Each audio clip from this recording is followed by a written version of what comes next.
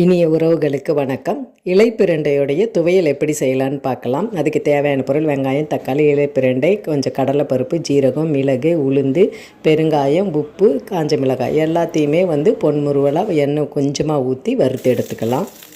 இலைப்பிரண்டையுடைய மருத்துவ குணங்களை போன வீடியோவிலேயே சொல்லியிருப்பேன்.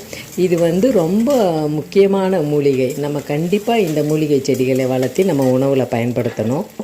இதை வதக்கிட்டு கொஞ்சமாக புளி சேர்த்துக்கலாம், அப்போ தான் டேஸ்ட்டாக இருக்கும். இது நம்ம உருண்டை பிரண்டை, பட்டை பிரண்டை அந்த நார்கள் எடுத்து சுத்தம் பண்ணுற மாதிரி டைம் இதுக்கு தேவையில்லை. இலையை அப்படியே போட்டு வதக்கிடலாம். கொஞ்சமாக வதக்கினா போதும். கடுகு தாளித்து தாளிப்புக்கு ரெடி பண்ணிக்கலாம். முழுசாக உளுந்து போடுறேன். இது போடும்போது அந்த துவையல் சாப்பிடும்போது ஸ்கிரிப்பியாக அந்த உளுந்து நமக்கு டேஸ்ட்டாக இருக்கும். இப்போ ஒரு தட்டில் கொட்டி ஆற வச்சுட்டு மிக்சியில் போட்டு அரைச்சி தாளிப்பு கலந்தாச்சு. தோசை, சப்பாத்தி, சாதம் எல்லாத்துக்குமே நல்லாயிருக்கும். நீங்களும் ட்ரை பண்ணி பாருங்கள். மீண்டும் ஒரு நல்ல பதிவோடு சந்திப்போம். நன்றி, வணக்கம்.